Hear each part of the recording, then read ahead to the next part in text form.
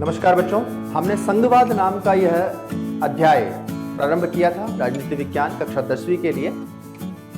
अब तक इस वीडियो से पूर्व के 2 वीडियो में हम पढ़ चुके हैं संघवाद क्या है, उसके अर्थ को हमने पढ़ा। उसके बाद हमने संघात्मक शासन और एकात्मक शासन व्यवस्थाओं के बीच में क्या अंतर पाया जाता है उसको समझने की कोशिश की। उसके पश्चात हमने संघीय शासन की प्रमुख विशेषताएं कौन सी है, ऐसी 7 प्रमुख विशेषताओं को हमने समझा और अंत में हमने भारत में संघीय शासन व्यवस्था को उन्हीं संघीय शासन की 7 विशेषताओं के आधार पर समझने की कोशिश की कि भारत में क्या संघीय शासन की ये समस्त विशेषताएं उपलब्ध हैं। और हमने देखा कि हाँ, संघीय शासन की वो 7 विशेषताएं हमने भारत में भी आइडेंटिफाइड की। आज का अपना ये वीडियो हम उसी से आगे बढ़ा रहे हैं। आज हम यह जानने की कोशिश करेंगे कि भारत में यह संघीय शासन व्यवस्था सफल हो पाई, इसके प्रमुख कारण क्या है। तो इसको जानने से पहले मैं एक छोटी सी बात आप लोगों के साथ यहां शेयर करता हूं कि जिस समय भारत स्वतंत्र हुआ 1947 में, उसी समय दुनिया में बहुत सारे देश स्वतंत्र हुए थे। और जैसे भारत ने अपनी स्वतंत्रता के बाद जो शासन व्यवस्था स्वीकार की, वो लोकतंत्र को स्वीकार किया, संघात्मक शासन को स्वीकार किया, सत्ता की साझेदारी के कॉन्सेप्ट को स्वीकार किया। लेकिन भारत के साथ आजाद हुए दूसरे जो देश हैं उनमें भी लोकतंत्र कई जगह पर और लाया गया। लेकिन अगर आज हम देखते हैं कि उन देशों के अंदर लोकतंत्र ज्यादा दिन तक सरवाइव नहीं कर पाया, डेमोक्रेसी की हत्या कर दी गई, या तो वहां पर तानाशाही आ गई या किसी ने सैनिक शासन वहां पर कर लिया।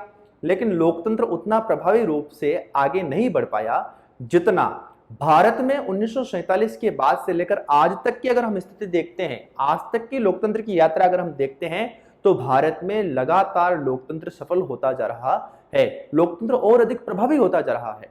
और भारत में लोकतंत्र प्रभावी हो रहा है, इसका एक प्रमुख कारण भारत की ये संघीय शासन व्यवस्था है। भारत में जो संघात्मक शासन व्यवस्था को स्वीकार किया गया, जो सत्ता की साझेदारी के कॉन्सेप्ट को स्वीकार किया गया, वह भारत में लोकतंत्र की सफलता का सबसे बड़ा राज है। आज इस वीडियो में हम अपने चैप्टर का जो अगला पार्ट है उसको हम आगे बढ़ा रहे हैं और हम यही लेंगे कि भारत में जो संघीय व्यवस्था है उसकी सफलता के प्रमुख कारण क्या रहे, क्यों भारत में ये जो 2 और 2 से अधिक स्तरों की सरकारों की जो बातें होती है संघीय शासन व्यवस्था में, ये सफल हो पाई, इसके क्या कारण है। तो सबसे पहला कारण है भाषाई राज्यों का निर्माण। 1947 में जिस समय हम स्वतंत्र हुए, भारत में बहुत सारे राज्य रजवाड़े थे, 550 से ज्यादा रियासतें थी। उन सबके एकीकरण का काम सरदार पटेल ने किया। लेकिन इनका एकीकरण के बाद जो सबसे बड़ी चुनौती थी भारत के सामने, वो थी अब नवीन राज्यों का निर्माण करना। और नवीन राज्यों का निर्माण करने के लिए राज्यों का पुनर्गठन हुआ। राज्यों के पुनर्गठन में सबसे पहला जो फार्मूला इस्तेमाल किया गया वो था भाषा के आधार पर राज्यों का निर्माण। भाषा के आधार पर राज्यों का निर्माण। हमारे देश में अनगिनत बोलियां, भाषाएं बोली जाती हैं और भाषा के आधार पर जब राज्यों का निर्माण हुआ, उसके पीछे जो मूल भावना थी वो यही थी कि भाषा अगर एक जैसी होगी तो फिर प्रशासन चलाने में सुविधा होगी, वो लोग आपस में एक दूसरे के साथ अच्छे तरीके से रह पाएंगे। और इसलिए हमने सबसे पहला काम जो इस संघीय शासन व्यवस्था की सफलता का श्रेय जिसको हम दे सकते हैं, वो यही कह सकते हैं कि हमने भाषा के आधार पर राज्यों का निर्माण किया। हम सब जानते हैं केरल है, उसकी अपनी भाषा है मलयालम, तमिलनाडु की अपनी भाषा है, तेलंगाना की अपनी भाषा है। ऐसे भाषाओं के आधार पर राज्यों का निर्माण जो किया गया, उसने भारत में संघीय व्यवस्था को मजबूत किया। दूसरी बात, फिर कुछ राज्यों का गठन भाषा के अलावा संस्कृति, भूगोल और जातीयता, जो उनकी एथनिसिटी है, एक समान संस्कृति, जैसे हमारे वनवासी क्षेत्रों के जो लोग हैं, जैसे नॉर्थ ईस्ट का एक राज्य है नागालैंड, ठीक है ना, उत्तराखंड, झारखंड, ये ऐसे राज्य हैं जो वहाँ की लोकल जो उनकी संस्कृति है, उन संस्कृति के आधार पर, उनकी जातीयता के आधार पर उन राज्यों का गठन किया गया, ताकि उनकी संस्कृति, उनका जो परंपराएं हैं, उनको भी संरक्षण दिया जा सके। और इस प्रकार भाषाई आधार पर राज्यों का निर्माण किया गया। कुछ राज्यों का निर्माण संस्कृति और भूगोल, उनकी जो ज्योग्राफिकल कंडीशंस हैं उसके आधार पर, और जातीयता, जैसा मैंने आपको बताया, उनके अपने जो लोक परंपराएं हैं, लोक संस्कृति है, उसके आधार पर राज्यों का गठन किया गया। इस प्रकार के राज्यों में आप चाहे तो 3 उदाहरण लिख सकते हैं, 2-3 उदाहरण लिख सकते हैं। जैसे एक नागालैंड है ना, नागालैंड, उत्तराखंड और अपना झारखंड। बिहार का हिस्सा था कभी झारखंड, उसको अलग किया गया। तो ये वहाँ की संस्कृति और उनकी जातीयता, एथनिसिटी के आधार पर ये राज्यों का निर्माण हुआ। ये कुछ उदाहरण के लिए है। ऐसे ही भाषाई राज्यों के उदाहरण हमारे यहाँ पर है, केरल है, तमिलनाडु है। ये सब भाषा के आधार पर इन राज्यों का निर्माण किया गया। लेकिन केवल राज्यों के निर्माण करने से ही संघीय व्यवस्था सफल हो गई क्या? नहीं। तो उसमें एक जो बहुत महत्वपूर्ण बात थी वो थी भाषा नीति। भारत में किसी एक भाषा को राष्ट्रभाषा का दर्जा नहीं दिया गया। भारतीय संविधान ने हिंदी सहित कुल मिलाकर 22 भाषाओं को संविधान की अनुसूची में सम्मिलित किया गया। इसका अर्थ यह हुआ कि देश में अगर भारत सरकार कोई भी नौकरी के लिए आवेदन मांगती है या कोई भी प्रतियोगी परीक्षा आयोजित करवाती है, तो आवेदक जो है, जो नौकरी के लिए फॉर्म भरने वाला व्यक्ति है, वो 22 में से किसी भी भाषा में परीक्षा दे सकता है। बशर्ते, शर्त क्या है इसमें केवल कि उसने फॉर्म फिलअप करते समय, फॉर्म भरते समय उन 22 में से किसी भाषा का चुनाव अपने माध्यम के रूप में अगर कर लिया, तो 22 भाषाओं में से किसी भी भाषा में वो व्यक्ति और अपनी परीक्षा दे सकता है। इसके अलावा भारत के अंदर जो भाषा नीति अपनाई गई, उसमें एक महत्वपूर्ण बात यह भी थी कि प्रत्येक राज्य की भी अपनी कोई राजभाषा हो सकती है। भारत सरकार का उसमें कोई भी इंटरफेयर नहीं रहेगा। भारत में प्रत्येक राज्य की अपनी एक अलग राजभाषा हो सकती है जिसमें उनका स्थानीय काम चलता हो। भाषा नीति में एक और विशेष बात जो हमको समझनी चाहिए कि भारत में जिस समय संविधान बना, उस संविधान बनने के बाद यह भी तय किया गया था कि अंग्रेजी को लेकर क्या प्रावधान था। तो 1965 तक यह तय किया गया था कि 1965 तक आते आते अंग्रेजी को भारत में से सभी प्रकार के शासकीय कार्यों से बाहर निकाल दिया जाएगा, बाहर कर दिया जाएगा। लेकिन इस बात को लेकर भारत में ही विशेषकर दक्षिण भारतीय जो राज्य थे उसमें बहुत उग्र आंदोलन होने लगे और बाद में अंग्रेजी को भी शासकीय कार्यों के लिए स्वीकार कर लिया गया। लेकिन अंग्रेजी भारत की अनुसूचित भाषाओं में आज भी सम्मिलित नहीं है। तो भाषा नीति जो भारत की अपनाई गई वो भी एक लिबरल पॉलिसी थी जिसने सभी भाषाओं के साथ समन्वय का काम किया, देश की प्रमुख भाषाओं को सम्मान दिया, संविधान में उनको स्वीकृत किया, अनुसूची में सम्मिलित किया। और इसलिए आपको अभी तुरंत एक बार वो एग्जाम्पल याद में दिलाना चाहता हूं जो हमने बेल्जियम के अंदर देखा। बेल्जियम में जो 2-3 भाषाओं को बोलने वाले लोग थे, उन्होंने एक सामुदायिक सरकार की स्थापना की थी।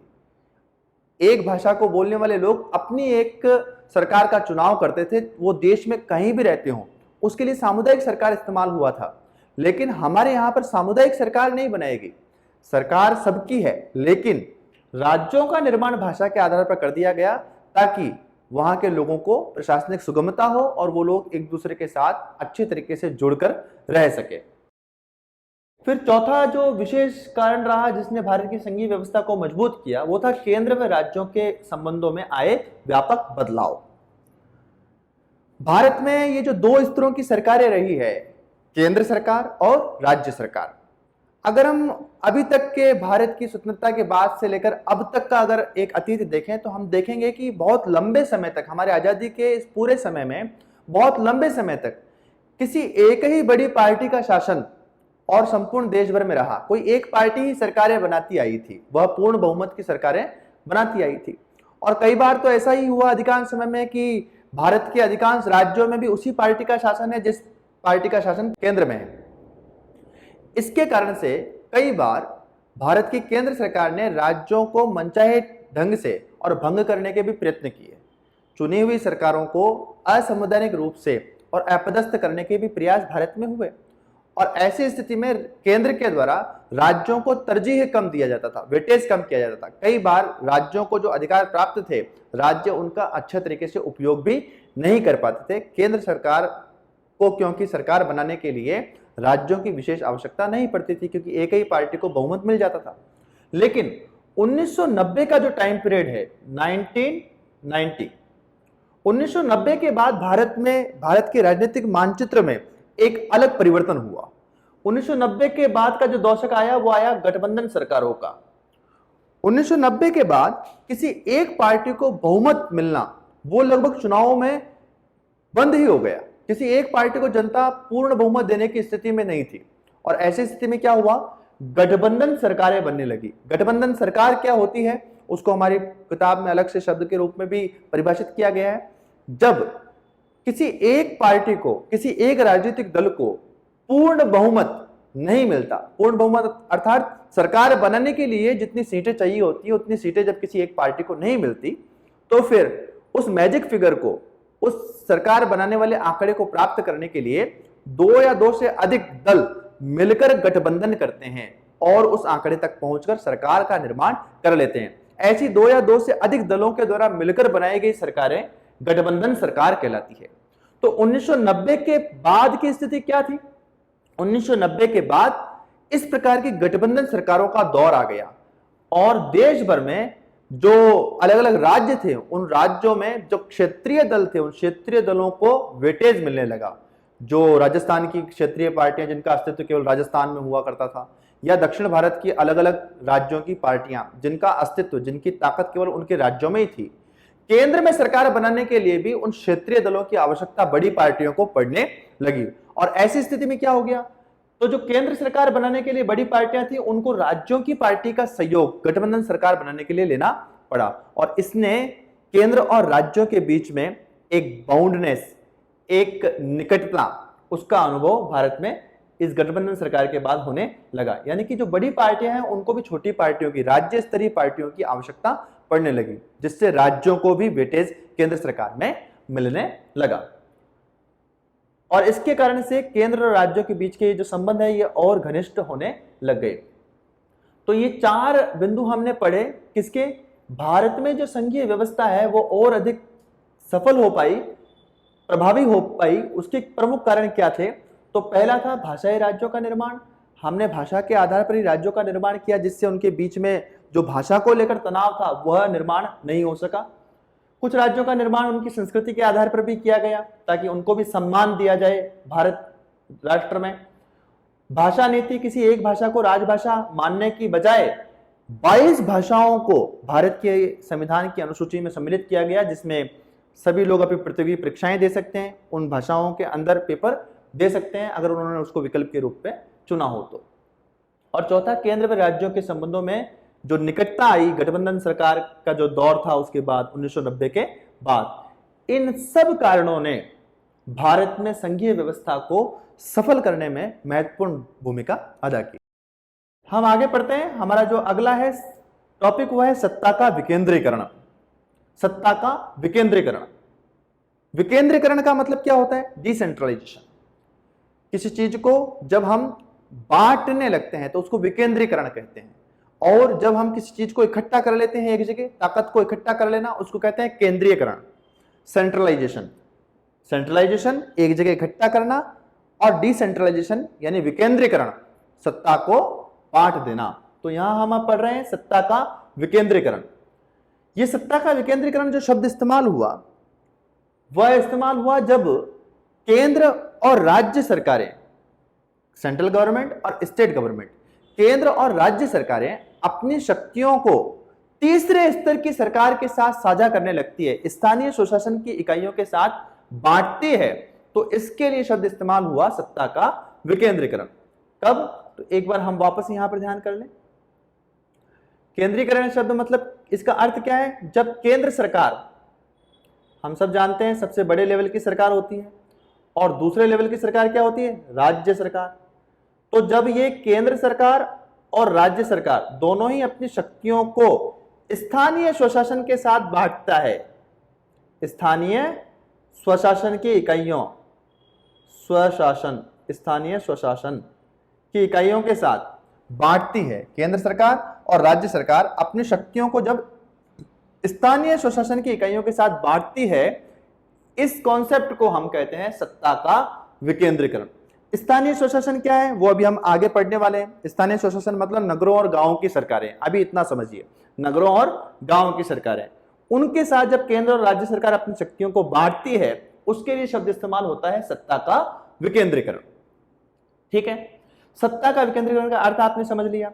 सत्ता के इस विकेंद्रीकरण को, जब केंद्र सरकार और राज्य सरकार स्थानीय सरकारों के साथ अपनी ताकत को बांटती है, इस विकेंद्रीकरण की आवश्यकता क्या है, इससे लाभ क्या होते हैं, इसके पीछे की बुनियादी सोच क्या है। तो इस प्रकार का विकेंद्रीकरण करने के पीछे बुनियादी सोच यह है कि जो लोकल कंडीशंस हैं उनको वहां का स्थानीय व्यक्ति ज्यादा अच्छी तरीके से जानता है। यानी गांव की जो परेशानियां हैं, नगरों की जो परेशानियां हैं, उनको वहां रहने वाले लोग, लोकल जो लोग हैं, स्थानीय जो लोग हैं, वो ज्यादा अच्छी तरीके से जानते हैं। इसलिए उन समस्याओं से समाधान में भी वो प्रभावी भूमिका निभा सकते हैं। इसी प्रकार केंद्र सरकार ने या राज्य सरकार ने कोई पैसा दिया है किसी योजनाओं को के अंदर लगाने के लिए, तो उस पैसे का भी सटीक सही उपयोग कहां करना है ये स्थानीय लोगों को ही पता होता है। इसलिए स्थानीय सरकारों को ताकतवर करना ये इस सत्ता के विकेंद्रीकरण का प्रमुख कारण है, प्रमुख इसका लाभ है। इसके साथ ही साथ सत्ता के विकेंद्रीकरण से जन भागीदारी शासन में अधिक होती है। जब हम गांवों की सरकारें बनाते हैं, नगरों की सरकारें बनाते हैं, तो बहुत अधिक लोग शासन से डायरेक्टली जुड़ते हैं। गांव के लोग एक साथ आकर शासन की नीतियों को तय करने में अपनी भूमिका निभाते हैं, तब जब सत्ता का विकेंद्रीकरण किया जाता है। तो ये सत्ता के विकेंद्रीकरण के पीछे की बुनियादी सोच कह लो, जिसके कारण से विकेंद्रीकरण किया जाता है, या फिर सत्ता के विकेंद्रीकरण के लाभ अगर हम कहें तो इसके रूप में भी हम इसको बता सकते हैं कि सत्ता के विकेंद्रीकरण से क्या लाभ है। तो एक तो जन भागीदारी बढ़ती है, शासन में लोगों की पार्टिसिपेशन, उसमें वृद्धि होती है, लोकल समस्याओं को बहुत अच्छी तरीके से जाना जा सकता है और उन समस्याओं का समाधान भी अच्छी तरीके से किया जा सकता है। किसके द्वारा? सत्ता के विकेंद्रीकरण के द्वारा। भारत में 1992 का जो दौर था, जिसके लिए हम आगे पढ़ने वाले हैं, इस 1992 के दौर से पहले भारत में सत्ता के विकेंद्रीकरण की क्या स्थिति थी? तो भारत में जब संविधान बना, संविधान निर्माताओं ने यह बात कही थी, ये इच्छा जाहिर की थी कि ये सत्ता का विभाजन जो केंद्र और राज्य सरकारों के बीच में हुआ है, राज्य सरकारों को भी इसके नीचे अपने स्थानीय स्वशासन की इकाइयों के साथ इस प्रकार की सत्ता का साझाकरण करना चाहिए। लेकिन यह औपचारिक रूप में था, इसको संवैधानिक मान्यता कभी प्राप्त नहीं थी। इसलिए नगरों और गांवों की सरकारें ये औपचारिक मात्र थी, उनके चुनाव कभी हो जाते थे तो हो जाते थे, वरना बिना चुनाव के ही वो सब चलता रहता था। लेकिन 1992 में 1992 में भारत में एक संविधान संशोधन हुआ। कौन सा? 74th amendment of constitution. Bharat में 1992 में जो ये 74वां संविधान संशोधन हुआ, यह बहुत महत्वपूर्ण था सत्ता के विकेंद्रीकरण को लेकर के। क्या था 1992 का संविधान संशोधन? तो इस संविधान संशोधन के द्वारा भारत के संविधान में सत्ता के विकेंद्रीकरण को लेकर बहुत सारे अमेंडमेंट किए गए, संशोधन किए गए। प्रमुख रूप से 5 संशोधन हम यहां पर पढ़ेंगे। 1992 के संविधान संशोधन ने सबसे पहला जो बदलाव किया संविधान में, वो था नियमित चुनाव। अर्थात 1992 के इस 74वें संविधान संशोधन में जो प्रावधान हो गया कि अब ये जो सत्ता का विकेंद्रीकरण स्थानीय स्वशासन की इकाइयों के साथ किया गया है, यानी कि पंचायतें, ग्राम पंचायतें, नगर निगम, नगर परिषद, ये जो लोकल सेल्फ गवर्नमेंट है, उनके चुनाव भी नियमित करवाए जाएंगे। ये बात कब तय हुई? 1992 के संविधान संशोधन की पहली शर्त ये थी, पहला प्रावधान ये था कि अब लोकल सेल्फ गवर्नमेंट, स्थानीय सरकारों के चुनाव भी नियमित करवाए जाएं। और 5 साल में जैसे भारत सरकार के चुनाव होते हैं, जैसे विधानसभाओं के चुनाव होते हैं, वैसे ही पंचायती राज और नगरीय स्वशासन की इकाइयों के भी चुनाव करवाना कंपलसरी कर दिया गया। यह पहला प्रावधान था 74वें संविधान संशोधन के अंदर जो बदलाव किया गया, वो पहला बदलाव था। दूसरा, इस संविधान संशोधन के बाद ये जो स्थानीय स्वशासन की इकाइयां हैं, पंचायती राज है, नगर निगम है, इनके चुनावों में SC, ST और OBC, अनुसूचित जाति, अनुसूचित जनजाति और अन्य पिछड़ा वर्ग, इनके लोगों को भी पंचायतों में और नगरीय स्वशासन की व्यवस्थाओं में आरक्षण दे दिया गया। कुछ निर्धारित सीटों पर SC, ST और OBC के उम्मीदवार ही चुनाव लड़ सकेंगे, उनके लिए सीटें आरक्षित कर दी गई। यह दूसरा प्रावधान था 1992 के संविधान संशोधन का। तीसरा जो बदलाव इस संशोधन में किया गया संविधान के अंदर, वो बदलाव था कम से कम 1/3 सीटों पर महिलाओं को आरक्षित कर दिया गया। महिलाओं के लिए 1/3 सीटें आरक्षित कर दी गई। 1/3 का मतलब 1/3 हिस्सा, जितनी सीटें किसी भी स्थानीय स्वशासन की इकाई में है उसमें से 1/3 उसका 1/3 हिस्सा महिलाओं का होना अनिवार्य है। ऐसा प्रावधान इस संशोधन में कर दिया गया, यानी कि महिलाओं की भी भूमिका स्थानीय स्वशासन में बढ़ा दी गई 1992 के संशोधन के बाद। चौथा प्रावधान जो इस संशोधन में किया गया वो था स्वतंत्र राज्य चुनाव आयोग। ये एक बहुत महत्वपूर्ण बात है। भारत में जब भारत सरकार के चुनाव होते हैं जिसको लोकसभा के चुनाव कहते हैं, और राज्य सरकारों के चुनाव होते हैं जिसे विधानसभा के चुनाव कहते हैं, ये दोनों चुनाव तो कराता है राष्ट्रीय चुनाव आयोग, जो हमारा नेशनल इलेक्शन कमीशन है। राष्ट्रीय चुनाव आयोग वो भारत सरकार का और राज्य सरकारों के चुनाव, लोकसभा और विधानसभा के चुनाव करवाते थे। लेकिन स्थानीय स्वशासन के चुनाव करवाने के लिए कोई अलग व्यवस्था नहीं थी। तो 1992 के इस संशोधन में एक नई व्यवस्था खड़ी की गई जिसको कहा गया स्वतंत्र राज्य चुनाव आयोग। ये स्टेट इलेक्शन कमीशन, ये स्टेट इलेक्शन कमीशन क्या करता है? ये पंचायतों के और नगर निगम, नगर परिषद, नगर पालिकाओं के, नगरीय स्वशासन की इकाइयों के चुनाव करवाने के लिए अलग से ही एक संस्था बना दी गई जिसे क्या कहा गया? राज्य चुनाव आयोग। इसका काम क्या? केवल स्थानीय स्वशासन की चुनाव करवाना, पंचायतों के चुनाव कराना और नगरीय इकाइयों के चुनाव करवाना। ठीक है। और फिर पांचवा जो प्रावधान, पांचवा जो संशोधन किया गया इस सत्ता के विकेंद्रीकरण के लिए 1992 में जो संविधान में संशोधन हुआ, उसका आखिरी जो संशोधन था वो संशोधन था राजस्व और अधिकारों का वितरण। केंद्र सरकार और राज्य सरकार को राजस्व कलेक्शन जो होता था, जो कर संग्रहण वो करते थे, जो आमदनी थी राज्य सरकार और केंद्र सरकार की, तो राज्यों और केंद्र सरकार को अपने राजस्व के स्रोत और अपने कुछ अधिकार स्थानीय स्वशासन के साथ साझा करने की बात इस संशोधन में की गई। ये कितना कितना परसेंट स्थानीय स्वशासन के साथ शेयर करेंगे वो अलग अलग राज्यों का अलग अलग है, लेकिन उन प्रत्येक राज्य को अपने राजस्व के स्रोत और अपने अधिकारों को स्थानीय स्वशासन के साथ शेयर करने का प्रावधान वो 1992 के संविधान संशोधन के बाद भारत में स्थापित हो गया। आगे हम पढ़ते हैं, ये भारत का यहां तक जो हमने पढ़ा है अब तक, उसके आधार पर भारत का जो संपूर्ण संघीय स्वरूप है वो किस प्रकार का है उसको हम जान लेते हैं। कोई कंफ्यूजन हमको इसमें नहीं रखना चाहिए। भारत संघ जो है आज 1992 के इस संविधान संशोधन के बाद, ये जो हमने 1992 का संविधान संशोधन पढ़ा है, इसके बाद आज अगर हम बात करें तो भारत का संपूर्ण संघीय स्वरूप, कितने स्तर की सरकारें भारत में है, उसको हम इस प्रकार समझ सकते हैं। 1992 ने क्या किया, ये जो तीसरी इकाई थी शासन की, स्थानीय स्वशासन, इसको संवैधानिक दर्जा दे दिया। संवैधानिक दर्जा दे दिया।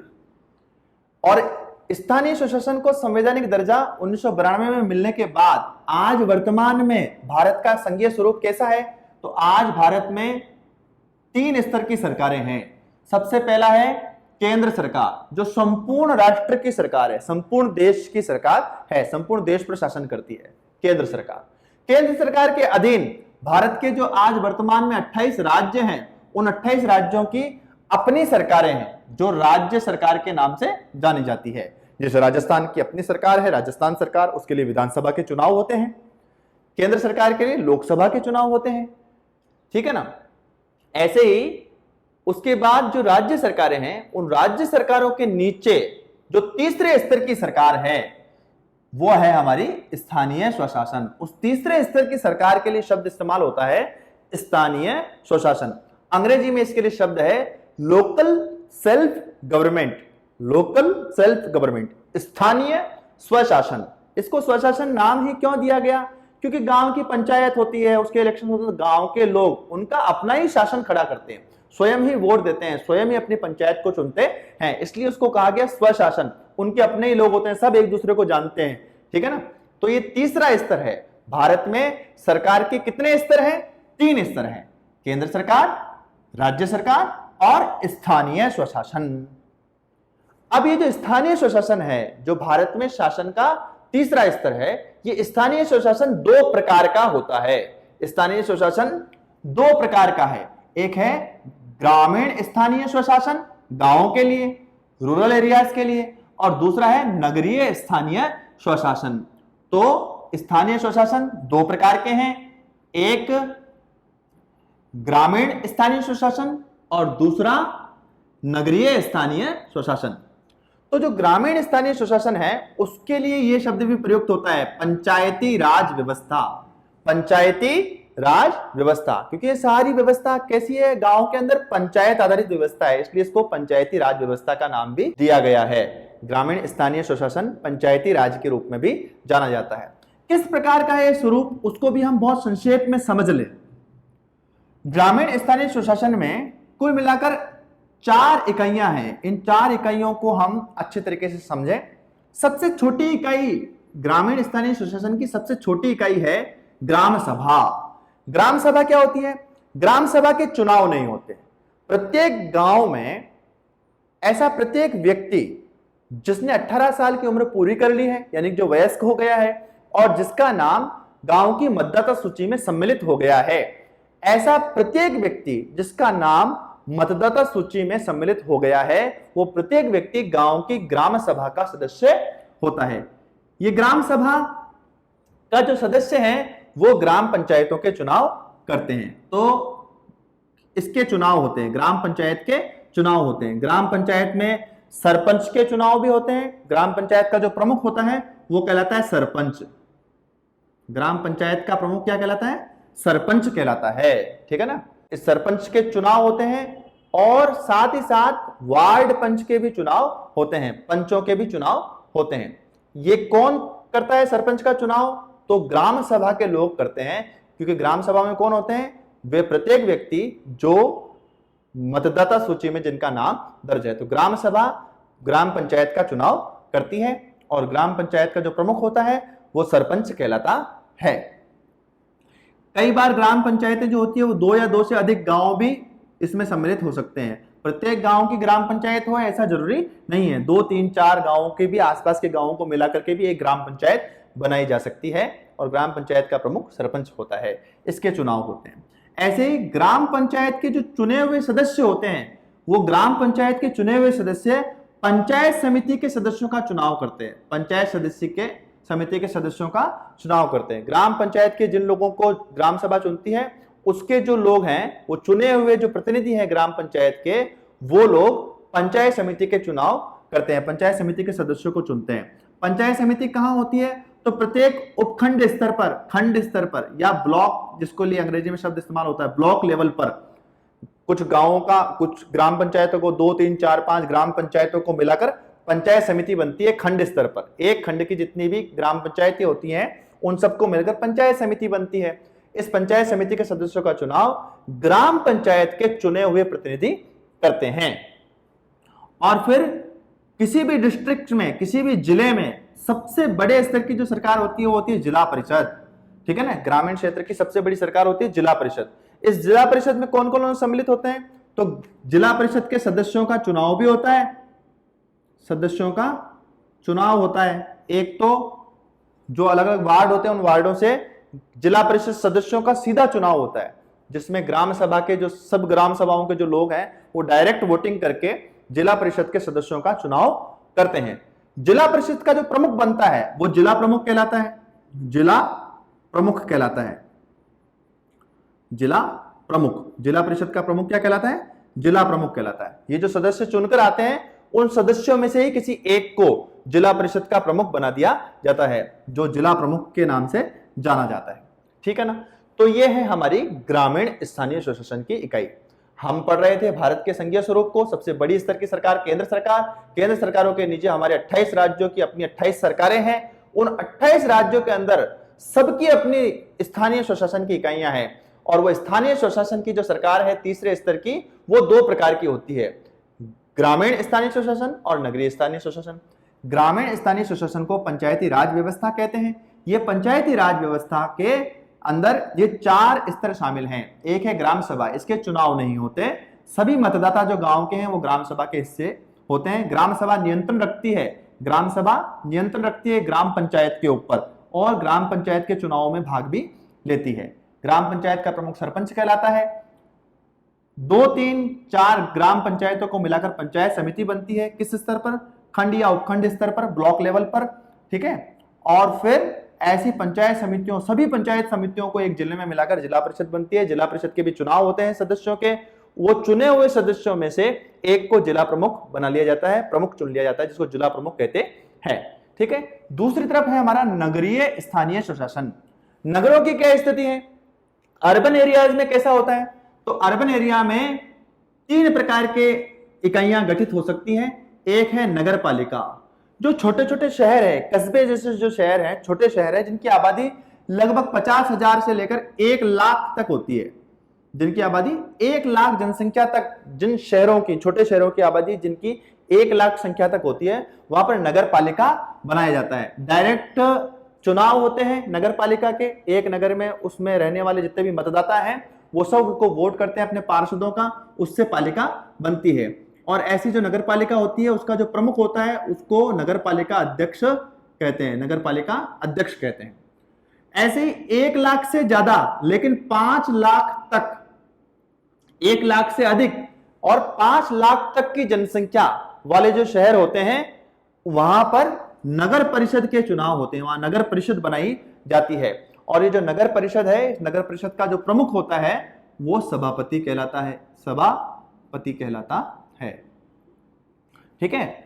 और जो सबसे बड़े आकार के नगर हैं, जिनकी जनसंख्या 5 लाख से भी अधिक होती है, 5 लाख से भी अधिक जनसंख्या वाले जो नगर हैं देश भर में, और भी कई उसके स्तर हैं, कई मूल्यांकन के बिंदु हैं, लेकिन हम एक जनरल बात पढ़ रहे हैं कि 5 लाख और उससे अधिक की जो मेट्रोपोलियन सिटीज हैं, बड़े महानगर हैं, वहां पर नगर निगम का गठन किया जाता है, नगर निगम के चुनाव करवाए जाते हैं। और ये जो नगर निगम है, इसका जो प्रमुख होता है उसको महापौर कहते हैं, महापौर कहते हैं। अंग्रेजी में इसके लिए शब्द और प्रचलित है, मेयर। नगर निगम का प्रमुख महापौर या मेयर कहलाता है। इस प्रकार शहरों की अपनी जो सरकार होती है वो इनमें से, इन 3 में से एक होती है। जितने भी शहर हैं देश भर में, उसमें जो सरकार होगी वो या तो नगर पालिका होगी। नगर पालिका कब होगी? जब 1 लाख की जनसंख्या का शहर है तो वहां नगर पालिका, 5 लाख तक की जनसंख्या का कोई शहर है तो नगर परिषद, 5 लाख से अधिक में नगर निगम हो सकती है। नगर निगम का प्रमुख महापौर या मेयर कहलाता है। ये सारा हमारे भारत का अगर संघीय स्वरूप अगर हम देखें तो 1992 के इस संविधान संशोधन के बाद, 1992 के इस संविधान संशोधन के बाद इस संविधान संशोधन ने क्या किया?